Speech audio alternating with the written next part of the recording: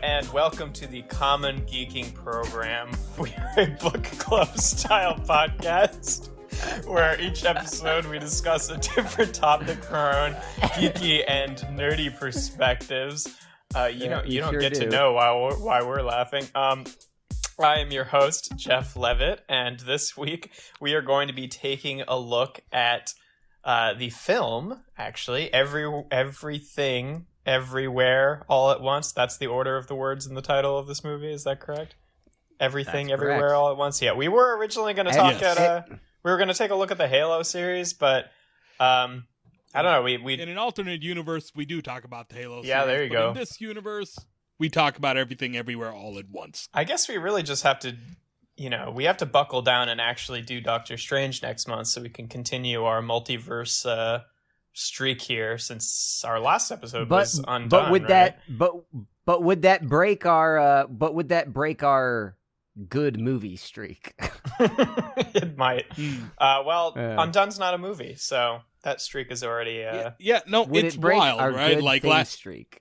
Maybe. Yeah, like the last Common Geeking Program episode, we were talking about a sci-fi series about someone using the multiverse to rifle through their family baggage, and now here we are talking about a sci-fi movie about someone using the multiverse to rifle through their family baggage.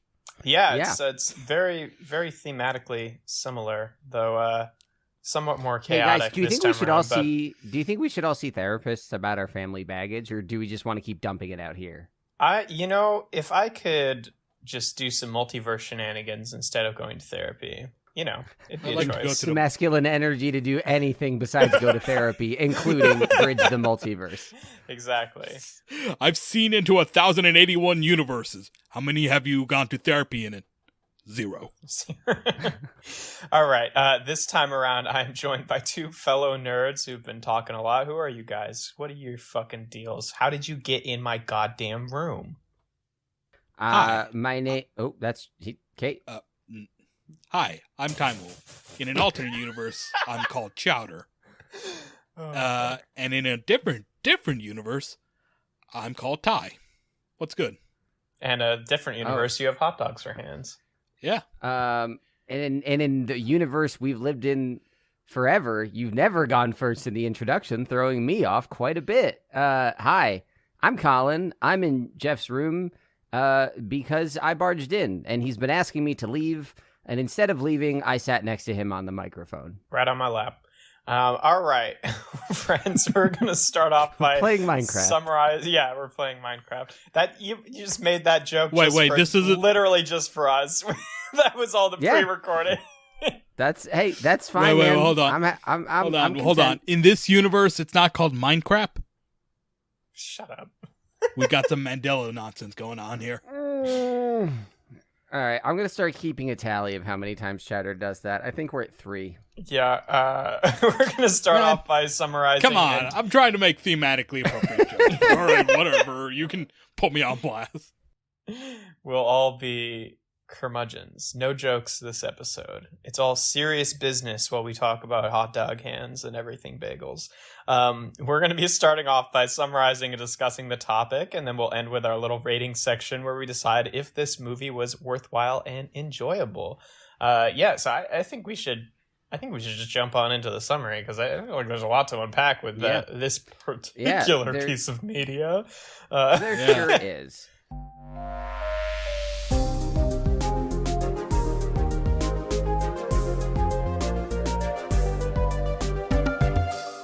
Yeah, Everything Everywhere All at Once is a movie directed by the Daniels. I think Daniel Kwan and Daniel...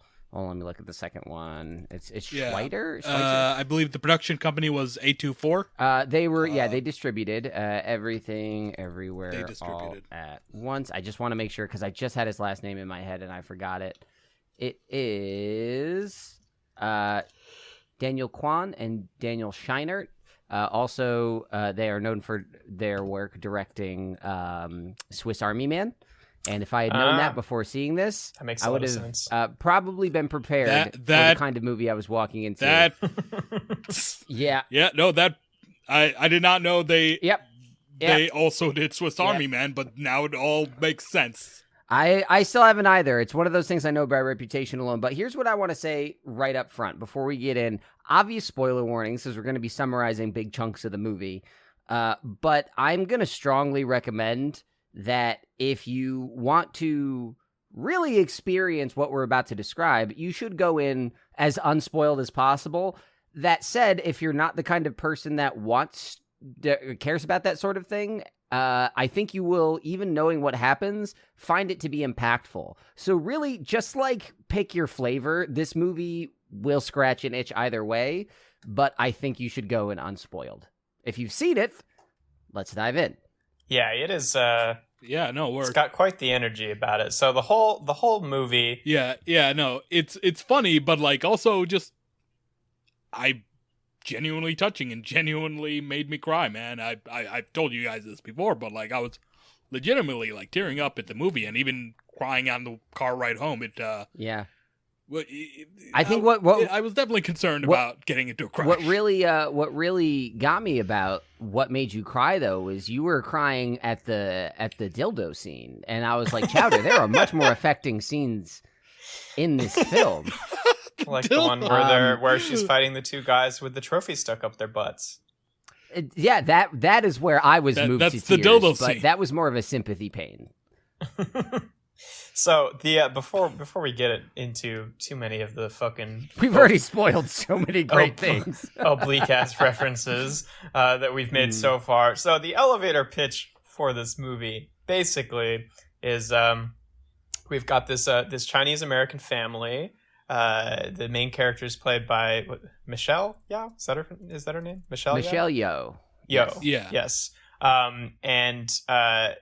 Basically we get a little setup where they're being audited and they're having to go figure out their tax situation, and they've got some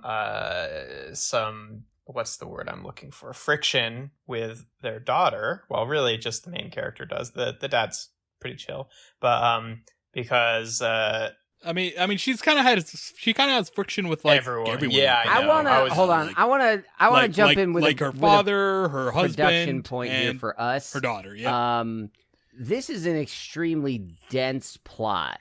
I think our summary should be very broad strokes because I do not want to be here for hours. I'm just getting the first then we can color in the moment. The first fucking setup moments. I smell it. I smell the nitty gritty in the air. We're not getting into it. I want to turn. I literally just watched this movie and I could not recount the plot point by point in chronological order. Don't worry. It's not possible. So she's got a bit of friction with her daughter because her daughter has a girlfriend, and she's worried about how her father will think about this, and really I think she's a little prejudiced about it too. And while they are going to get their tax situation figured out, all of a sudden her fucking husband just becomes a different person and starts like saying a bunch of nonsensical things to her and giving her these instructions.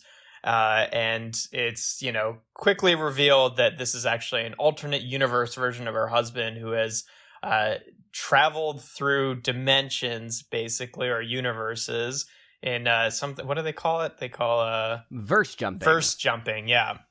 And is trying to find her because she holds the key to stopping some great evil in the universe, and like there's all crucially he thinks she might be a version of her that could, but he's gone through at least 1,000 that were failures, so he's kind of grasping at straws. Right, yeah. So we're getting a lot of weird stuff. We're getting like simultaneous moments where she's in her normal present time. Well, I guess it's all present, but her normal universe, and then somewhere else with this different husband, and then she's, of course, looking kind of crazy to the people around her because she's not responding properly to the things that are happening and looks like she's ignoring everybody.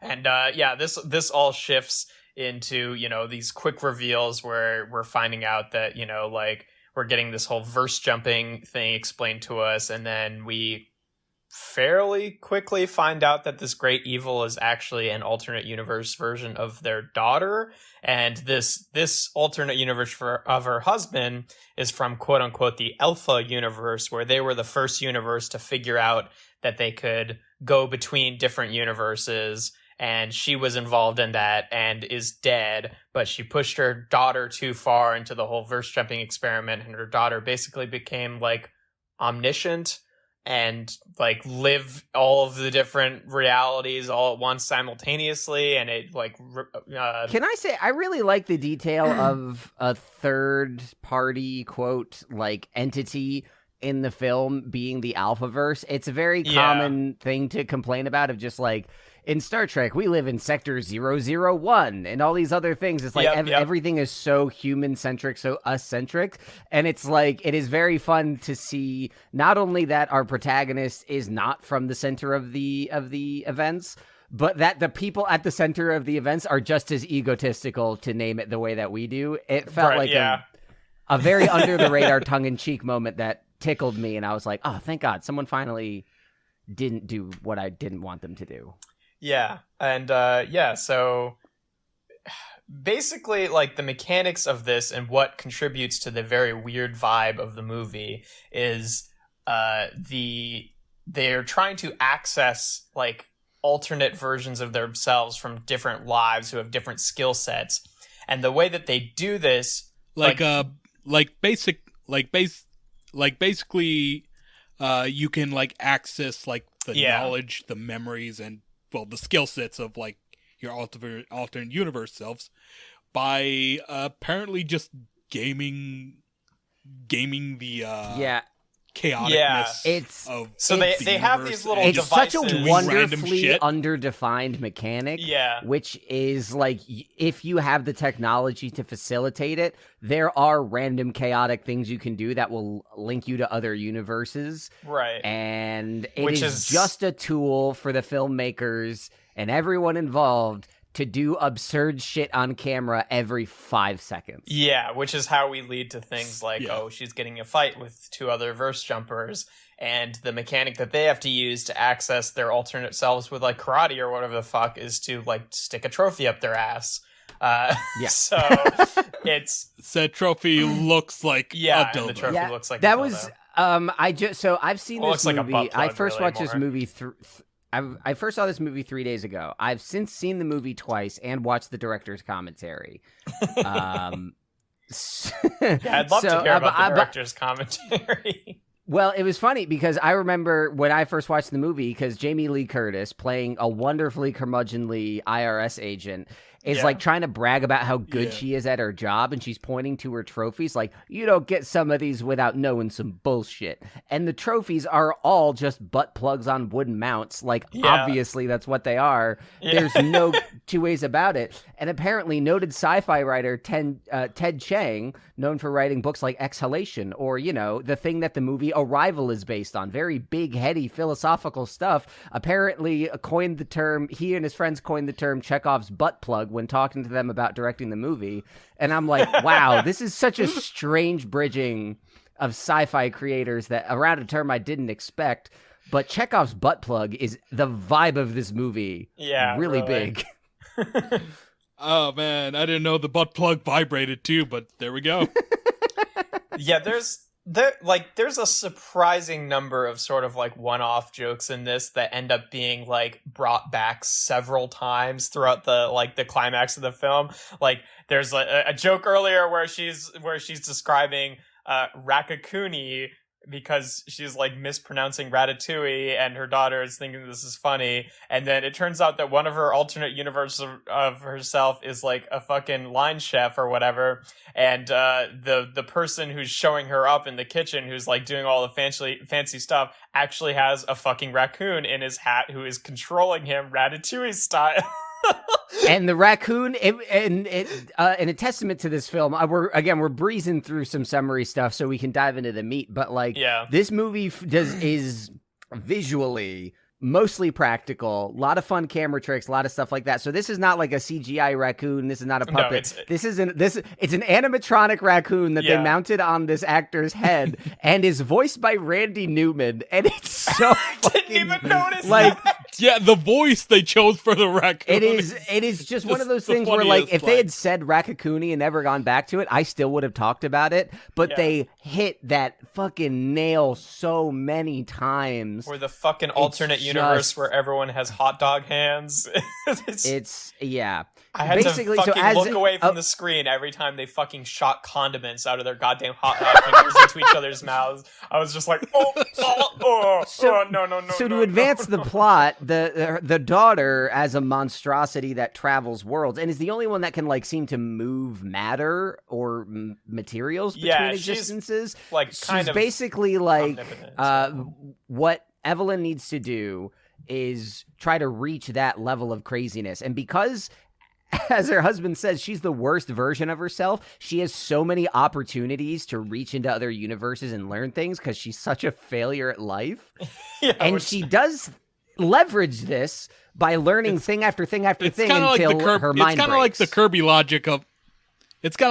logic of, like, when you are zero, you can become anything. You only have room to grow. And I think thematically that worked very well, but also the scene where he's like, "You're the worst you." I'm like, ouch, okay. Yeah, like, Jesus, dude, you couldn't have fucking put that. Yeah, like, I couldn't help but think, are you just being backhanded, or are you being legit right I mean, now? it's a rake that I frequently step on in like, social it becomes circles where I'm, like, he's excitedly legit pointing about it, out like what I see as the nature of a thing, but oops, I've accidentally hit someone's insecurity and now I'm an asshole. And I think that's exactly what this guy was doing. He's like, "Isn't it so cool that you suck at everything?"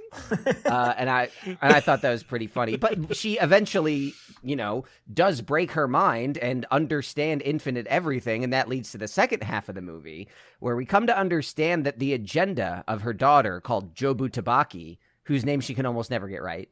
Jobu Tabaki they think that she's created this massive black hole everything bagel as a way to suck the universe apart. But it turns out it's just a metaphor for existential dread, constant anxiety, and being overwhelmed. And both of those characters have to, like, suffer through a bout of nihilism. And we now see these two omniscient people in multiple universes running in parallel, giving up on everything because nothing matters. Yeah. I love the goddamn scene where they're fucking rocks. The rock scene. Good. It's so... I can't wait to talk more about that after watching the commentary. The rock scene. Yeah. Yeah, no, the rock scene is one of the scenes that actually made me cry. Yeah. Just like... It's just a shot of two rocks overlooking from the view of a cliff. It doesn't move. It doesn't do anything. But, like, they just have this very... To sort of contextualize it, like, again, we're moving from universe to universe. This film is relentless. It is fast. It is anxiety-filled. It is purposefully exhausting and emotionally intense. Yeah. And then all of a sudden, the camera just stops in a still shot on these rocks, and there's no voice acting. It's subtitles. Just reverse shot of two rocks with subtitles of the conversation. And it is so poignant because for us as an audience member, it's like the first moment of relief you get. Because even the slow moments you get up to this point are, like, deeply emotional or really confusing. So you never really spend a second just breathing with the movie. And much like they say toward the end, this is one of those few specks of time where it's just like, it totally makes sense to be here with these rocks. Yeah. And this begins the trajectory toward... Yeah, go ahead.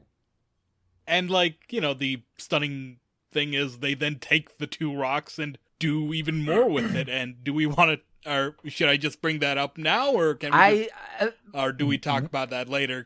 Because like, it's just describing a later scene where, like... Yeah, I mean, basically... we'll give the broad strokes and then we'll bring it back to the rocks. But... Basically, what ends up happening is, she has an epiphany about, like, the way that she's, like, trying to fight her daughter and ends up deciding, like, no, she should fight more like her husband, who is just, like, cheery and amicable the whole time. Yeah. So she starts using her powers to take all of the goons out by, like, fucking giving them orgasms and fucking, pulling hyper specific things from these interactions that they've had, and then she because the entire movie, her dad has been like pushing her to like, you can't become like your daughter, you have to fight her, and it's her husband that convinces her like, no, just be nice. And it's like all the stuff that she was learning so she can fight, in the end she's like, what if instead of using my power to become powerful, I used it to understand people? And it leads to that very funny staircase fight where she's just empathizing with people and giving them orgasms and getting them married. But it ends up with her daughter saying, like, I feel like we're emphasizing the orgasms too much. Yeah, it was like one orgasm, but like, it was. Thing. We only saw one on screen. It's fine. But like, as the daughter sinks into the bagel like and her says, like helping them by like, or most of them is like her helping people by like either marrying them off or like giving them a perfume that reminds them of their wife, fixing a problem with their spinal alignment, giving them puppies, all sorts of things. But it's basically the climax like is the mother understands that she needs to help people with empathy more than combat and defensiveness. And that leads to a breakthrough where when the daughter descends into the depressed, nihilistic everything bagel, she is able to put everything aside, say, I am your mother, and pull her back out, even though she's pulling away. Because Jobu Tabaki never wanted to destroy everything. She just wanted a mom to help her, and the mom wanted to help her daughter. And it leads to another slow scene where they're just standing out by the car, having a reverse shot conversation with no crazy cutting and no crazy music. And it is an absolute gut punch to see the absurdity of the movie come to this head. Yeah. And like, you know, when they're having this whole sort of, you know, they have this whole conversation, this like honest conversation about like, you know, the mom has come to this realization. She's like, oh, she's going to help her with empathy or whatever. But that's like not even necessarily enough, right? Is where it's like, oh, she tries to come out and like tell her father that her daughter has a girlfriend and it's going to be okay. And the daughter still resists that. I thought that was really deft. It seemed like that was going to be the moment where the parents clicked. I think it was really deft for the daughter to pull away and for it to keep going. Yeah. Because at the end of it, it's like, no, things aren't just solved by one acknowledgement. They're solved by like muscling through it in a big way. Yeah. And so to bring it back like, to the rocks, but also like for the daughter, it's like, you know, this is like a lifetime of thing, right? A lifetime of just kind of feeling neglected and ignored, and then like, you know, this one moment, it's like, you know, you don't know how to feel about that, where like it's so you pull away, and you know, coming back to the rocks, like while the mother and daughter are hashing things out, you know, we're getting like all these cuts of the alternate of the other universes where we're, you know, universes where she's like helping other people out, like you know, helping the chef get back Ratatouille. Ratatouille, get it right. Raccoon, yeah. You know, and in that universe where there are rocks, you know, we have like this shot where like the daughter is like the rock is trying to jump off a cliff, and like the other googly-eyed rock, which is, you know, the mother, jumps jumps in following, because like she's not gonna leave her daughter alone, and that's very sweet. Yeah, because it basically, you know, when she does all this empathy, she's like, well, I still want to go, and the mom and the mom has to be like, yeah, you can go, like, you know, giving her permission to go and letting her decide on her own that she wants to come back, rather than, you know, holding her back from this thing that's probably destructive, you know, like basically like letting her be the one to make that choice to come back, which I think is important. So it's like, yeah, letting her rock self fall off the cliff and then come back or whatever. I guess we don't see the rock come back, but you know, it's the same idea. I can confirm that according to the directors that those rocks are still at the bottom of that canyon, and that's just where they're going to be. But the last shots, or like of even the earlier, or even sorry, the last shots of the movie are back in the IRS office where the whole family's there. Things seem a little better. Affections are running between everybody, including Evelyn and her husband Waymond, who like were about to get divorced, and then they kiss for the first time in the whole movie, and then they sit down in front of Jamie Lee Curtis, and Evelyn is still hearing bits of things from other universes and getting distracted, implying that it never ends. It always keeps going, and then that's it. And it's just like on a superficial level, her life is the same, right? They're still dealing with taxes, still dealing with the bullshit of day-to-day existence. Even the IRS tax lady she's talking, who's been a pain in her ass, is still a little bit of a pain, not as much as before. Yeah. You know, we hear her go, so you listened to me, but you didn't listen to me, right? You know? Yeah. So, like, here's the problems with your taxes. And on a superficial level, it seems everything's the same, but you can tell that they're better equipped to handle it now. Yeah, you know? and to sort of, we sort of superficially also reference the connection between this and Undone, which we watched last month. But like Undone did in season 2 especially did this thing where like it threaded back and forth between like, oh, is this real? Is this imagined? You don't know. Okay, it's this. Oh, but maybe it wasn't real the whole time. And I don't think that this movie plays with that conceit as actively, but I really appreciated watching it. Again, with the quote of like, we got to sift through all the noise to get to these specks of time where things make sense. And those are what matter. Like, that's what we got to grab onto. And I think that there's this sort of meta interpretation of the film that you can have where if you only look at those more mundane moments, you still have a cogent story. If you sap out the multiverse stuff, these people are still going on a journey. And I like that you could interpret all this as having been imagined, and it doesn't break anything about the movie. Or you could fully buy into it, and it also doesn't break anything. It's a weirdly resilient structure that I think communicates the same or similar messages across very different interpretations, because I was going back and forth in my head over my watches, and I'm like, I love this both ways. Yeah, well, because it's I was kind of wondering that at the end too, because it's like there's so much of this. It's like they don't really play the card of like giving you doubt throughout the movie. At the end. Well, yeah, hold on. I just mean they don't really play the card throughout the movie of them giving doubt. Like, all the other characters are reacting to the things that are happening and clearly know that something strange is happening. It's not like they think that she's just the one experiencing it. Yes, correct. But with the way they set up the loose mechanics of the movie, you're hopping universes. They're not doing time travel. So then when the movie ends back at the beginning, that's the first time we've really seen that happen. Which is not, because the mechanics are so loose, it's not like that definitely means that it was all in her head, but it does make you pause for a sec, right? And be like, I think it does make you pause. If I'm looking strictly at the continuity, what I think was happening at the end, though, is in one of the universes we see, Waymond talks to Deirdre, the IRS agent, and buys them an extra week. So I read that as the final scene being just a week later. Okay. So that could be, but that wasn't the universe we started in, also, though. Correct.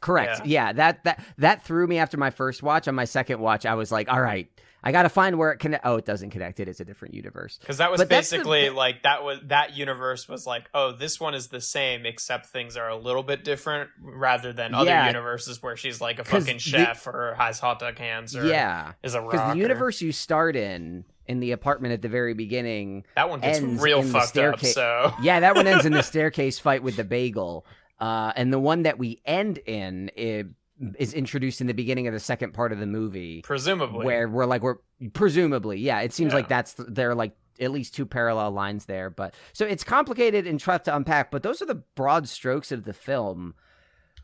Let's get into some of those details. What thoughts do you guys have on this? What moments stood out? What techniques worked? What didn't work? There's so much here, and this is, and I say this so lovingly, this movie is exhausting. Yeah, no, exhausting is a good word. In a good way. Yeah. Yes. Like the rock scene, right? You can split it up into 3 parts. The beginning, where they're just having this conversation and it's just a still static shot with like rocks with subtitles. The second part, where like they put a twist on it, where like suddenly the mom's rock like turns and has the googly eyes that her husband puts on everything. Keeps putting on everything, right? And her daughter's like, what you can't do this, everything's inanimate here. And she's like, there's no rules now. And like in a very motherly way go, I guess, well, yeah, I'm gonna say motherly way go, I'm gonna get you, like that's how I read it, even though it was just text on a screen. I could hear Michelle Yeoh saying like, I'm gonna get you, like in my head. Yeah, exactly.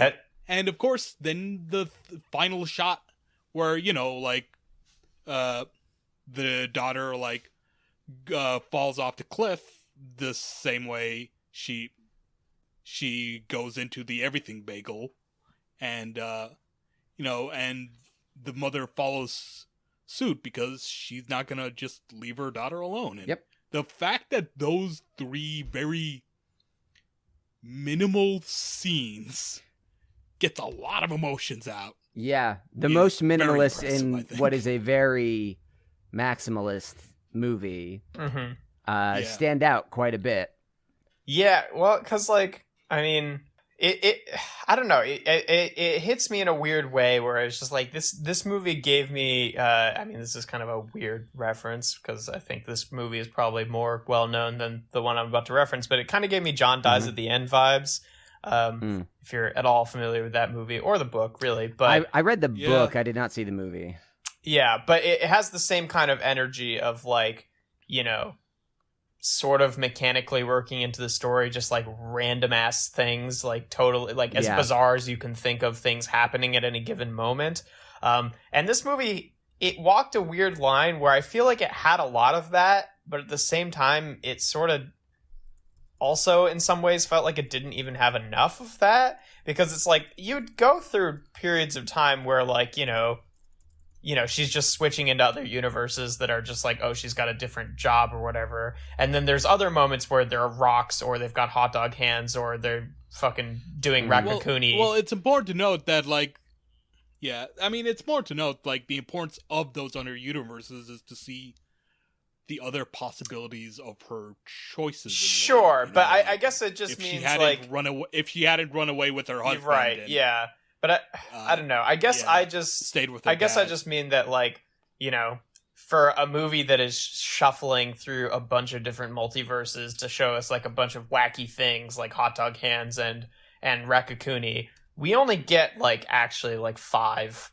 other universes that we like consistently shuffle into. You know what I mean? Yeah, which like, I mean, even that is enough to feel chaotic because in those montages and those quick cut scenes, we get, we see the rocks, we see the animation, we see they're in a jail, they're in a movie theater, we see a lot of glimpses, but there are only a few heavy hitters that we return to. I guess, I don't know, I guess I was just kind of hoping for I think that's a necessary restraint. Well, I don't know, because I feel like to sell that point, like having a few more like really weird universes as just like background one-off things, I think could have helped. They exist in very brief form there, especially those ones where we see those rapid fire cuts, like literally a different thing every frame. There are literally hundreds of things, but for such a relatively small production, like I remember noticing how quick the credits went by. I'm like, oh, this was not a huge production. Yeah, like it's extremely economical, and I think it's smart. Yeah, it's economical, but they get the most out of it. Like I remember thinking, like the costuming, like they go through a lot of different kinds of costumes. Like the costumer must have had their work cut. Yeah, especially with Joy. Yeah, they spoke to that in the director's commentary. Another thing about the economical nature of this movie is they didn't have like a VFX house doing stuff. From what they described anyway, it was like the 2 directors and some of their like editors and like production designers once COVID hit, because most of this movie was shot right before COVID and then COVID hit. A lot of the visual effects in this movie was just like 8 of them on Zoom meetings learning After Effects together. Yeah, you can tell. And that and they pointed it out in the credits, and I saw there are only 5 credited VFX artists on this movie. And they make a lot of use bigger of than jump that. cuts and they're very hard cuts, but a lot of clever stuff. Yeah, because because the movie has such like a weird, chaotic vibe. I feel like they get away with a lot of that stuff, where it's just like, if we're doing a thing where this daughter can just do anything, right? Like, why would it look like a cool effect? It might just look like a fucking jump cut. You know what I mean? Like, that makes just as much sense as it being like this, flamboyant fucking After Effects shot or whatever. You know what I mean? So it's just like, that all works really naturally. And it's not like so janky that it's like distracting. I think everything was very cleverly shot to kind of accommodate that kind of like lack of There is such a strong sense of tone and style for a movie that is tonally all over the place. Yeah. It feels very deliberate in a way where I was like, they had to have nailed down all these little beats beforehand, because I look at this movie and anytime I see something like, that is clearly an animatronic raccoon, no living thing moves in that particular way. Yeah. But no part of me was like, I wish they did a better raccoon. Every part of me is like, that totally fits, and I love it, and I'm here for it. Give me more of this animatronic raccoon, where things that could be seen as flaws in other movies like come across as beauty marks in here, as like part of the reason to enjoy it. And like the flaws are a feature, not a bug, and that's to the point where like I think that reinforces what the movie's about, Sure. Yeah, and I think what was I about to say? Hold on, no, I don't want to lose this. It's and it makes it all the more impressive when you consider the fact that like this is also an action movie, because there are a lot of very intricate fight scenes that are very clear send up of Hong Kong style action movies, and you got Michelle Yeoh in your lead role, Jackie Chan stuff, Bruce Lee martial arts films, like the whole 10 miles is here, man. Yeah, especially in the scene where the husband is like fighting off a bunch of guys with a fanny pack as his only weapon. Like, that definitely felt like very Jackie Chan. Very Jackie Chan. Yeah, very much like, let me take whatever I've got and use it as a weapon. And then he just sits down and reaches behind him and picks up rocks from an aquarium and puts it into the fanny pack to make it better. Yeah. It's so fucking good. It is. And I think the butt plug fight scene is notable because it's got 2 guys trying to get butt plugs in the middle of their fighting. Yeah. But also, it was just another one of those like classic kind of like, hey, let's just stick the camera in one spot. One fighter is trying to keep the butt plug away from the other person, and it's just them doing excellent choreography on top of each other. And it's just like what I was saying before. It's one of those things where if you took either element on its own, both those elements are great, but they come together so well. Yeah. And it's every moment that I'm watching this movie and realizing, like you said, like they're always setting these things up to pay them off later. I'm like, this had to be one of the most deliberate movies. And it's like the amount of stuff that was figured out after the shoot, the amount of things that were improvised, the amount of things that were changed. It's like the way that the directors and they're also the writers described it during the commentary, I was like, was this movie held together with like gum and duct tape? Like, what this?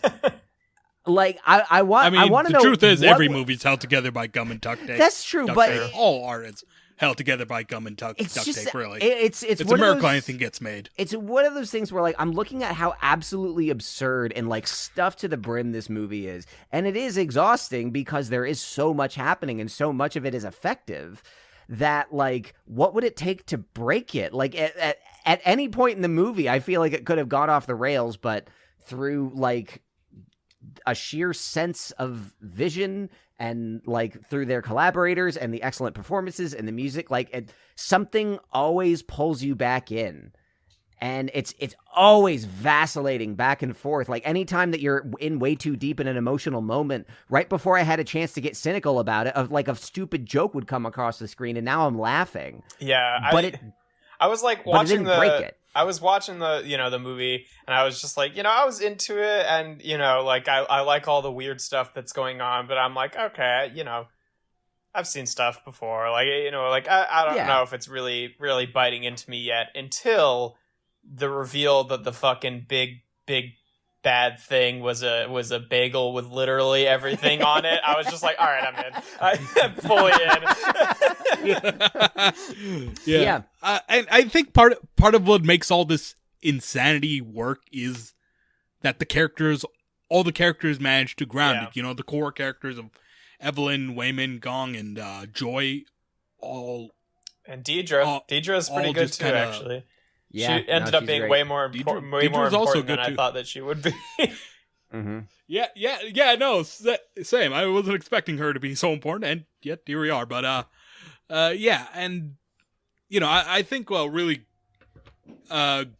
good understanding of these characters this movie has is how Evelyn is very kind of dismisses her husband, who throughout the movie kind of comes off as kind of dopey and naive and a little too nice.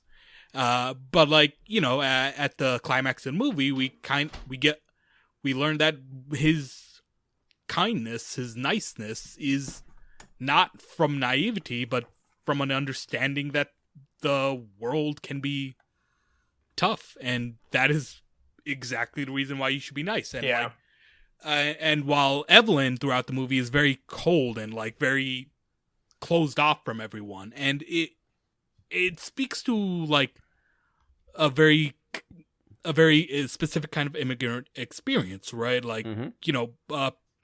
People of color, people who are immigrants. It's very often that women have to toughen up because they have to deal with the bullshit of their own culture and the bullshit of the culture they're coming in. And you see it in the movie too, where she gets memories of her birth, and her father's like, oh, it's not a son. No, it's I believe the specific thing is the doctor is just like, I'm sorry, it's a girl. And he's very disappointed and distraught, and then another scene where her father's like, you go with that fool, and I am disowning you. And, that kind of stuff is very real. It speaks to a very real kind of truth that immigrant women have to face, taking me, for example, I deal with racism and stuff, but I'm also a cisgendered female attracted dude. Right, yeah. I'm playing this on easy mode. And so it makes sense why Evelyn and Wayman are the way they are. And Evelyn's journey is very gratifying because it's her learning to open up and be more emotionally vulnerable with the people around her. Yeah. And specifically paying attention to the people around her, learning to recognize what her family has to offer, what her family needs to change, and what her family needs from her is all stuff that, given how dense this movie is, could have been lost. But in the editing and in the performances, they know exactly when to hit those moments home, and they hit really hard. Well, it's we do still end the movie where it's just at the beginning of the movie, this is another, Chekhov's thing that the daughter is talking to her girlfriend and is describing her mom. She says if she insults you, that means that she cares. And the last interaction that the mom and the girlfriend have is she tells her that she should grow her hair out. So it's just there's still some flawed, reservation here, but it's indicative of the story doesn't end, but it's still an indication I think of caring. To show that balance between you learn something, but you're still a person, right? Yeah, and the thing with the dad or the husband rather, definitely caught me off guard because I definitely was not, while watching the movie, expecting there to be a larger payoff of the narrative of him being such a nice guy. And then it became, because it's the movie is not ultimately, it's more about the relation. I'm not going to say it's not about this, but it's more about the relationship between the mother and the daughter. So then when we get this big, resonant moment of oh, this is all the ways that she takes her husband for granted, and like what are the strengths of the things that the way that he approaches the world. It becomes like this big moment where it's just like, you know, after she freaks the fuck out and breaks a window while the IRS agent is coming in to like get their business, you know, taken away from them, the dad, you know, starts talking to the IRS agent, and she's thinking like, oh, my stupid husband is only gonna make things worse. And then she's like, and then the IRS agent comes back and she's like, all right, you got another week. And it's just like, whoa, what? That's got to be such a tough balance to strike in the script, and like having the actors carry it out is critical. But like trying to, on one hand, make sure that all the characters that you're gonna name are like well-rounded enough that you enjoy seeing them on screen, but also making sure that each one of them is absolutely critical to the emotional journey of your protagonist. Yeah, that seems like I think the one piece of dialogue that took me out of the movie, the only time in the movie where I was like, oh, okay, was when Waymond, and it was part of this resonant moment, he's like, all I know is that we have to be kind. And that's something that felt more like it was written than it was said. Yeah. And I think that's the only time that the balance between character and plot device for each of these people in the movie, I think, falls off kilter a bit. And I'm sure that was an economical thing. Like, we need a quick, concise thing that he can deliver powerfully, that doesn't eat up time in the edit and moves us to the deeper parts of this moment. That's my read on it. But like, yeah, but that's the only time that happened. Yeah. For me anyway, as a and viewer. like, which is impressive. It is. Which is an impressive thing, because like, you know, I can see the universe where this character didn't go so well, where like the writers unintentionally made him incompetent and like kind of a burden on the women characters in his life, because like, you know, that kind of character can go in that direction if you're not careful. But no, they make sure to make him responsible and a mature adult, even if he has these qualities that seem childlike. Alternatively, like, if it had gone kind of further too, like it might have come off like but here's our man savior coming in to actually solve the problem. And I don't think it. Yeah, and again, it's all about exactly that balance they strike between him as like serving the purpose that he serves in like the emotional journey of the movie, but then keeping him a character. I think pull too far in either direction, you've got exactly what you two just said. Yeah, right. Because like basically what ends up happening with that is like, oh, she has this epiphany based on him, you know, him being virtuous and saving the day a little bit, but that's not enough to actually do anything. What has to come from after that is her taking this information and then, you know, mixing it with her own like skills and brand and everything like that, and then that's what is actually the thing that, you know, ultimately, because like, even I think it's important too, like this is a kind of quick moment, but like, you know, she's having this this moment of resonance with her daughter in the parking lot when she's trying to convince her, you know, not to go into the bagel, and she basically like admits like, yeah, I don't want to be here doing this, like I don't care about like all of your shit and everything, and the dad's in the background going like, stop, you don't have to do that. But it's just like, she's got to be a little bit blunt, right? Because if she's just totally nice, this is what, you know, made the daughter pull away to begin with, because it's like, that's not her, you know. It's like a combination of these two things is like the sincerity of, you know, like the things that she is feeling, but then the fact that she still wants to be there and work it out because she still loves her daughter, even if she, you know, is annoyed by things and they don't always see eye to eye and stuff like that, you know. But yeah, so I don't know. I like the nuance of like one of you said it, like the fact that exactly, like basically makes sense. All of their individual personalities are important parts to the resolution of the movie. It's not just, you know, one person kind of coming in the savior, right? Yeah. Nobody's there just as the comic relief. Everybody has their laugh moment. Everybody has their tearjerker moment. Jamie Lee Curtis shoving her hot dog fingers into Michelle Yeoh's ketchup dripping mouth. Yeah, I love the alt universe. It is as funny as it is emotional, and it's like, that shouldn't are in work. a lesbian relationship with each other, and they have hot dog hands. Like, what? They did, and just so many little visuals about. I just got to go off on this little tangent.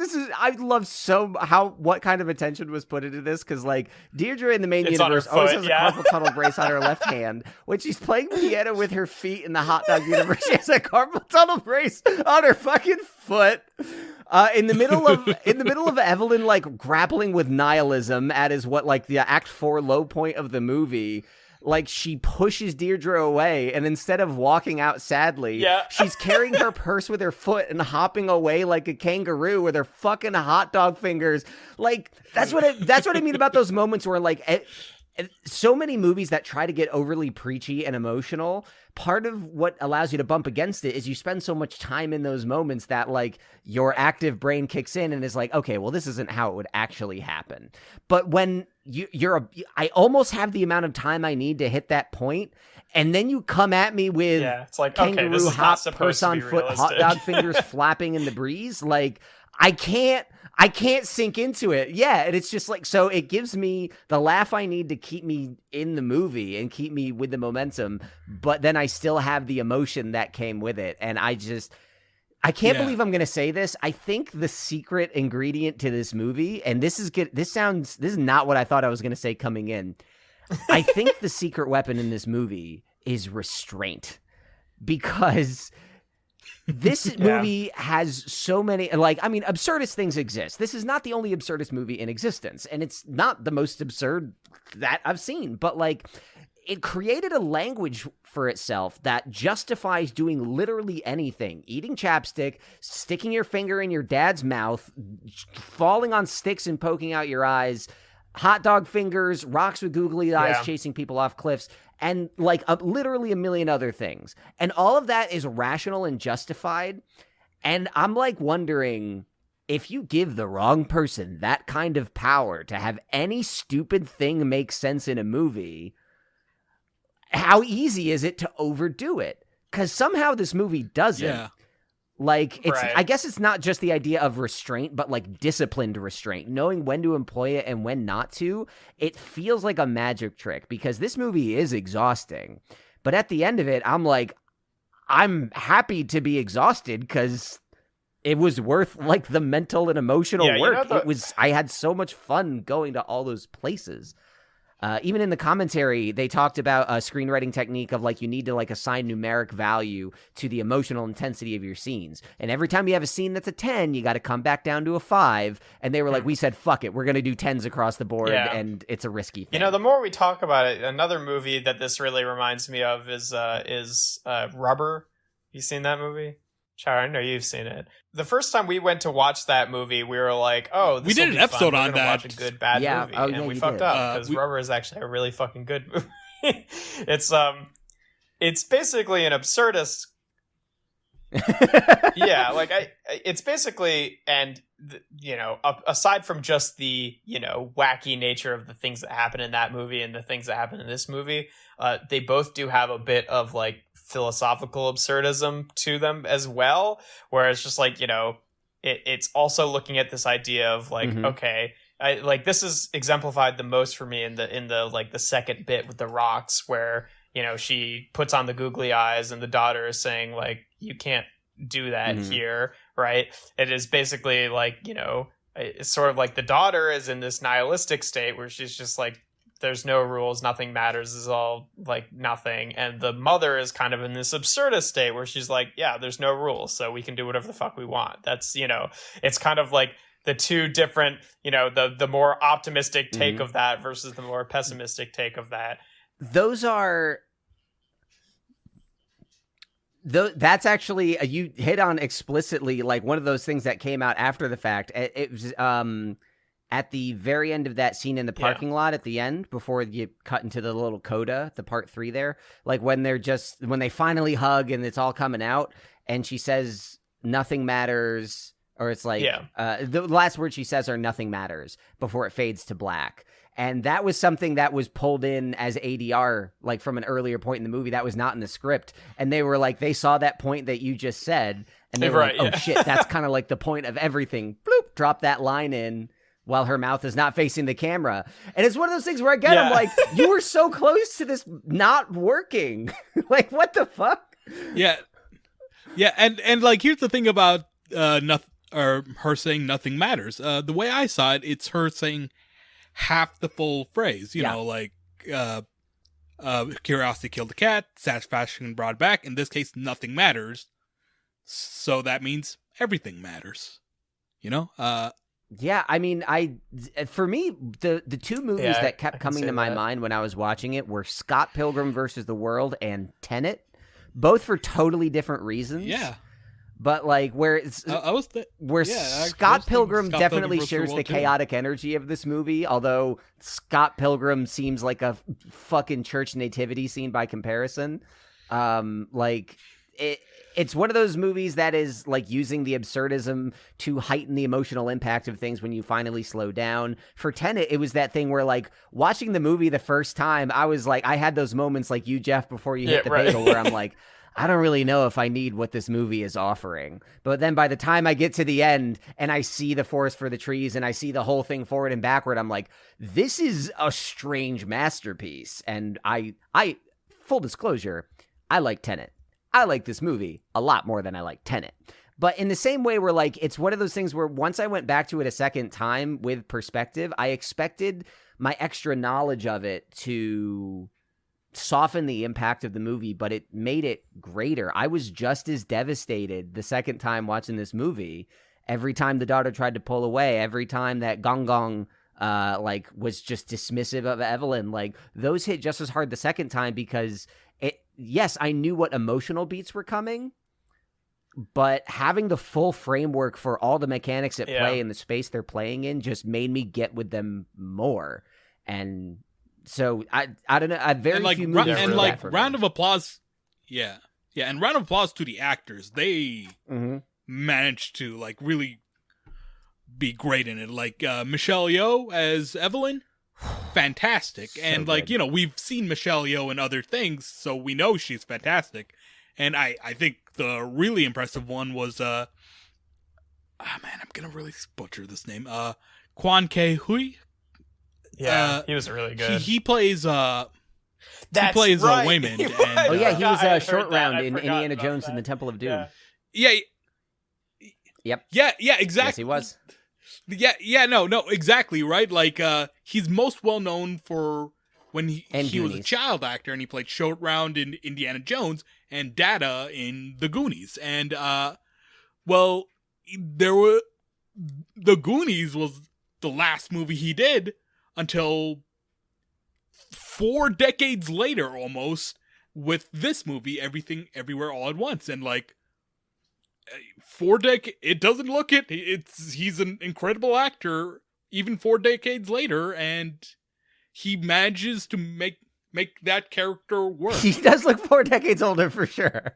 But no, Chowder, I totally agree. Like, and I think it's low key one of my favorite parts of the movie is especially in part 2 after she accesses all the universes. She spends a lot of time in the universe where she was a film star.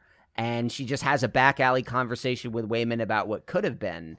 And he shifts tone so often in the movie, going from alpha Waymond to regular Waymond.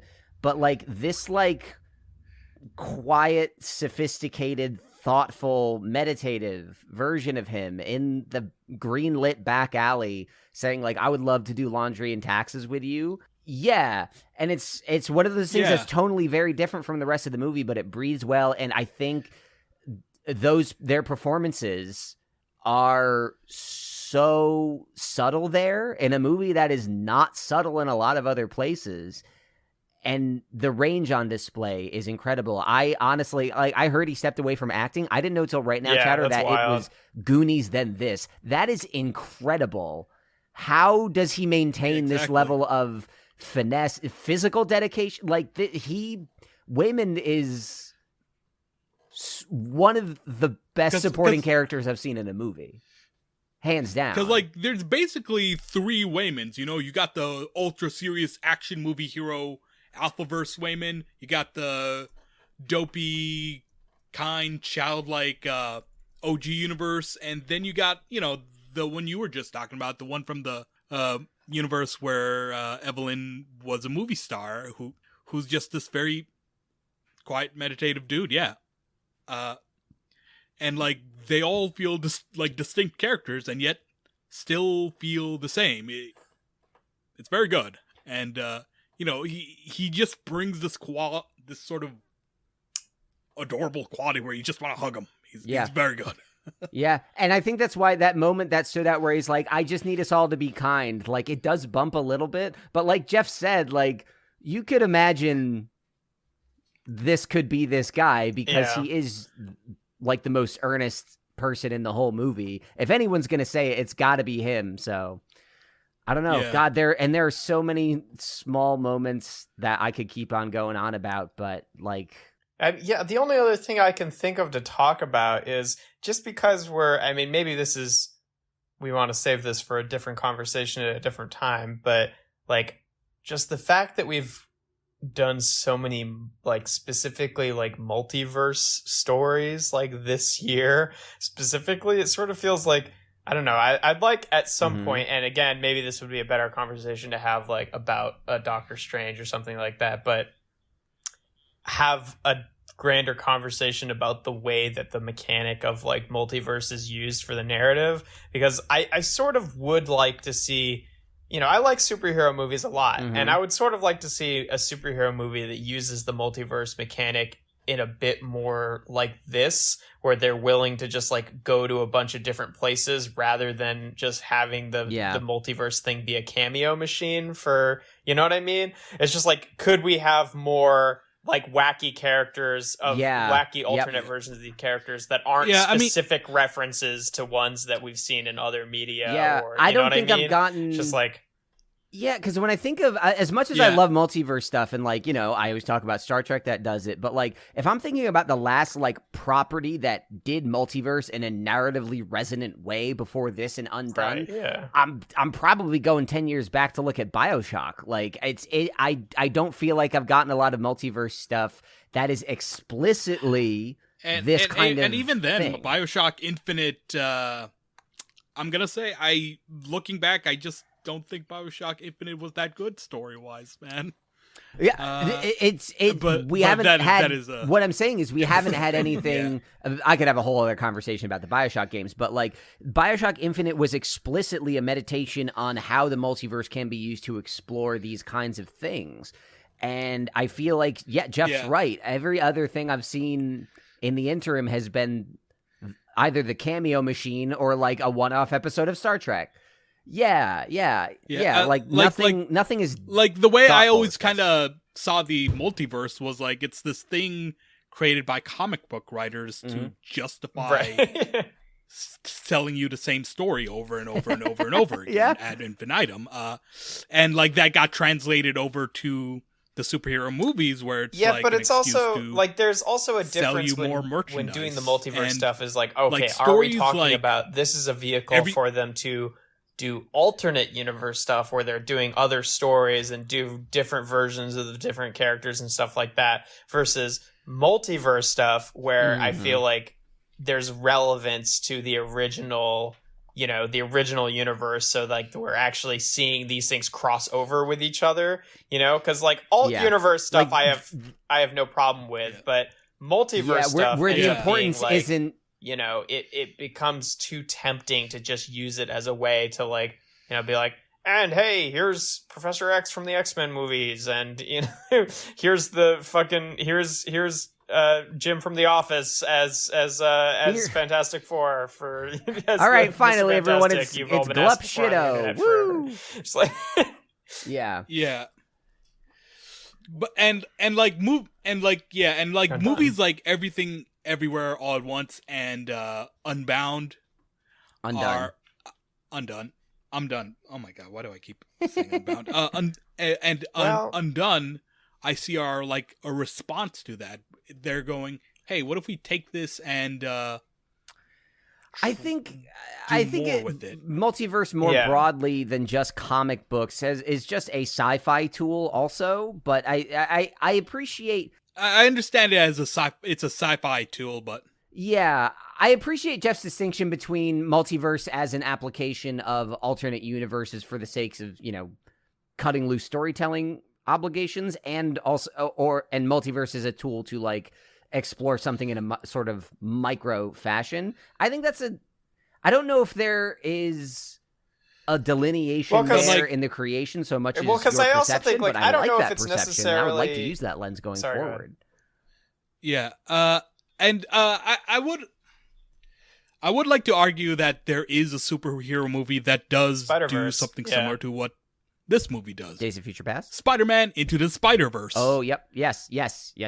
Spider-Verse does a great job with that. It uses the alternate universe Spider-Man and Woman to reinforce Miles' character development. So I guess, like, because what I was about to say was, like, I feel like this and Undone really, get the best use out of the multiverse thing because they're not, like, shackled to all of this, like, old media that they're feeling like they have to reference with it. Whereas, like... Yeah. There are no temptations to succumb to when there isn't a fucking library of characters the tool to do some cameos and some crossovers and stuff like that. But I would also Spider-Verse does this to an extent, but for the most part, it's just like a vehicle for getting there to be a new Peter Parker, right? To like work with Miles. Like they don't really go full on in on all the multiverse stuff. You know what I mean? There are also and if we're comparing it specifically to Everything Everywhere All at Once, they're like most of the extra Spider-Mans that we get in Spider-Verse don't have the same kind of depth that all the multiverse characters we have here are. That's not to criticize Spider-Verse at all, but like they are pulling in slightly different directions. I guess what the end of I thought there for what I was going to say with that was like I would like to sort of see this kind of full on use of the multiverse idea in a narrative that is maybe also allowed to have a few cameos, whereas I feel like the last few times that we've gotten it done well or done poorly, like in the case of Spider-Man and not Spider-Verse, sorry, but in the case of No Way Home and in the case of Doctor Strange, is like they were both basically used as mechanics for getting like meaningful cameos in there and crossover. And, sometimes in the case of like No Way Home, that can be done really well, but it was still for that intent. Right. And, maybe we'll have a different conversation about Doctor Strange, but I think that was not as successful in that regard.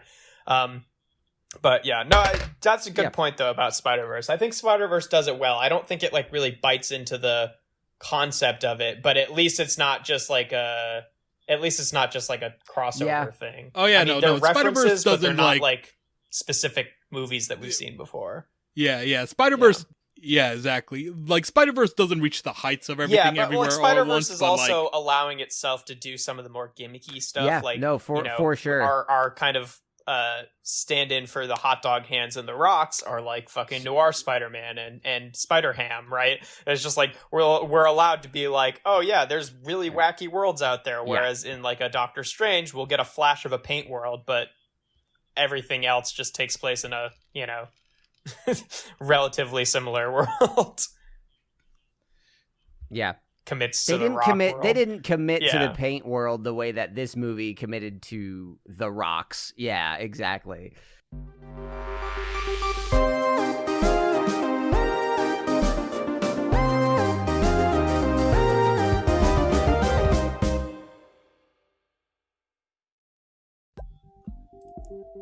Thank you both for a very hectic and exciting discussion. Now we are moving on to the rating section where we're each going to rate the topic on a scale from 1 to 10. Hot dog fingers seems perfect because that's butt a 10. Plug trophies. You got 10 fingers. I got 10 hot dogs, don't I? Yeah. Colin, the hot dog eating champ. So we'll do a scale from 1 to 10 hot dog fingers. Chowder, you went first in the intro, so you're up first in the ratings. How you feeling about this film? Okay. I'm gonna say 10 out of 10. Damn. It's a lot of hot dogs. That's a lot of hot dogs, man. Yeah. You gotta pace yourself. A lot of mustard and ketchup. All up in my face. What is just there to say that I haven't said in the rest of the podcast? Like, the writing and storytelling is poignant. The insanity that you see, all the action scenes that you see, really good. The comedy hits. The actors are all on point. Just, it's a movie that just does what it's supposed to near perfectly. Personally, just related to so much of what happened in the movie, because it's very much an immigrant story, and I can understand that from a personal level. Yeah, and yeah, that's why I give it 10 out of 10. Nice. Colin. So I am gonna join Chowder. 10 hot dogs. 10 hot dogs. 10. That's 10 20 hot dogs. fucking hot dogs on the table. That means 10 people into whose mouths these hot dogs can be shoved. I adore this movie, and like I said earlier, it is a movie that has such a strong identity, language, tone, and message that anything that might bump you out of it doesn't seem like a flaw as much as it does a beauty mark. I very much feel that way about this, that because of the framework it established for itself and how much I bought into it, I don't think there's any part of this movie you could point me to and say this is why it's bad that I wouldn't say, no, that's why it's good. To contrast Chowder, I do not relate very directly to many of these characters beyond the general sense of anxiety and like existential dread that I think the movie is trying to commentate upon. But like, for example, like my partner is a mother. I am not a mother, nor am I a father. So I also don't have particularly close ties. I knew you were not a father. I didn't know your partner was a mother. But like I also don't have like particularly close ties to my family. And so with all these things, it's like if you look at the core relationships between Evelyn and Waymond and Joy, like there's not a lot there that reflects me. But I remember my partner telling me like that is exactly how it feels to be a mother in these instances, and I'm just like, the movie gave me so much compelling performance and context that like it wasn't lost on me at all. Like, I don't share these experiences, but the film has communicated them to me as a viewer that still felt resonant and still left me in tears at multiple points. And that just echoes some of the things I said earlier. Like, this movie could work so many different ways, and it does work in all those different ways, and I think this is another one of them. I think it is wonderful that Chowder has a movie that reflects him and makes him feel that way. I think it's also wonderful that it doesn't reflect me at all, and I still feel that way. That is such a strength of a movie, to be able to tell this story and tell it so well that it is affecting on all these levels. It is a movie that just creates empathy and engenders empathy, I think. It is one of my favorite movies. Damn.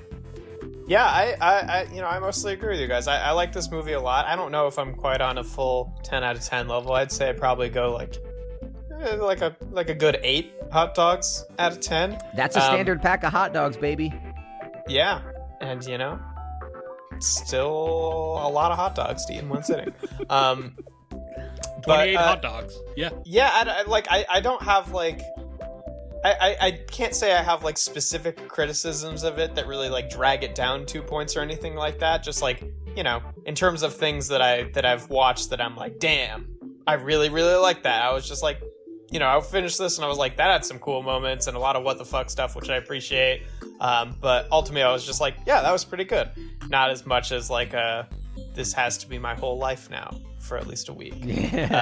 So not quite at that 10 out of 10 level for me. But yeah, no, it was a really well done movie. And I appreciate all of the fucking like, Hong Kong action movie stuff that was tossed in there. Like, it just like really taking advantage of like the absurdity of like the premise of like being like, oh yeah, you have to do random things in this fight, and then you're also I some of it felt a little bit unrealistic, but then I was kind of pushing back against that thought when I was watching it, because I'm like, this is not supposed to be realistic. Yeah. But I did appreciate all of the like different fighting styles that were derivative of her alternate universe jobs. You know what I mean? Where she's like, I fucking love the scene where the one verse jumper comes in and she's fucking using her goddamn dog on a leash as a fucking weapon, and then Michelle Yeoh's character uses her fucking cook persona to, like, when the dog is being hurled at her, she like reaches up into the air with some knives and she cuts the leash, and the dog just goes flying off into the background and just hits the wall. Yeah, like clearly a stuffed dog, a stuffed dog,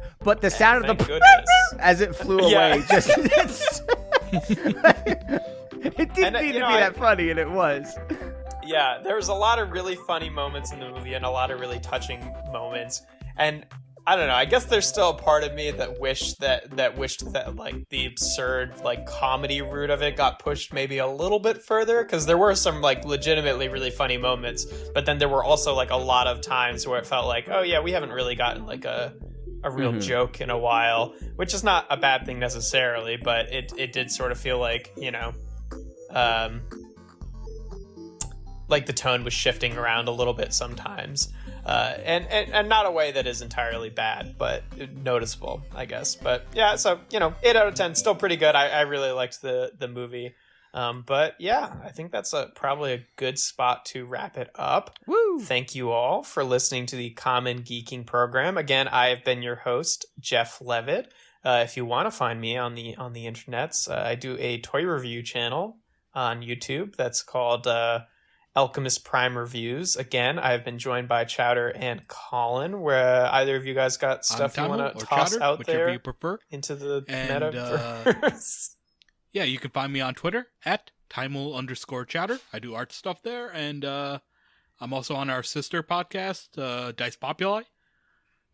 Have we gotten to the final story arc, the New Age yet? Not just yet. That'll be out in a couple weeks. It'll be there soon. I'm Colin. And, I've been putting a lot of work into that Dice Populi show, but also the TV show I got to work on is premiering at Tribeca Film Festival this weekend, and I'm going to go see it. Our friend Jocelyn is one of the lead editors on it. I did very piddly work, and she's doing crazy work on it. So I'm going to go down to the city and see that, and that's going to be very cool. So I guess keep an eye out for Pantheon if ever you can, but I worked on that a little bit. That's very exciting. Good shit. So yeah, that's been us and all of our info. Our next episode is going to be another Common Briefing program, which is going to be airing on the first Friday in July, which we got video that's game July news. 1st. That's July 1st. Yeah. Is the first Friday in July. That means we got to record like pretty soon. Yeah, it's fine. And then our next Geeking Program episode, where we do another deep dive into another piece of media, will be on the third Friday in July, which will be on or around July 15th. So stay tuned for both of those things. But anyway, thank you for listening and subscribing and sharing and everything that you do, and we will talk to you next time. Bye-bye now. Durr. I didn't even hear a chow. No, he didn't. I didn't say chow. No, he didn't say it yet. Oh, alternate universe Chowder doesn't. It's actually Dur Chow. Is his name in this universe? I was hoping. So we say Dur, and then he says Chow. You say Dur, we say Chow. I was hoping he'd pick up on it, but alas. I was gonna say chow, but then you said chow so soon. I'm like, oh, okay, I guess you're saying chow. No, I said Dur. I said Dur.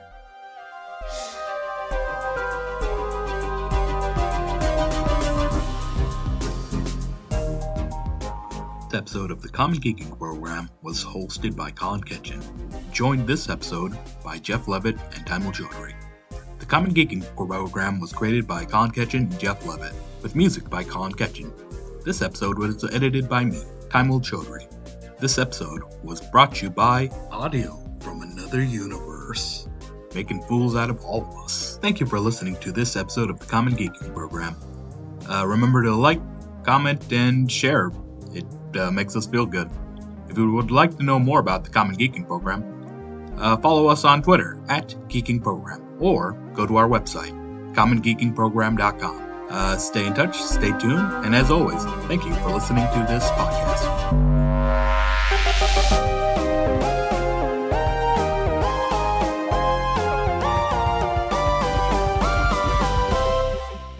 His arm is hurt, my butt is hurt. Draw whatever conclusions you want, I guess.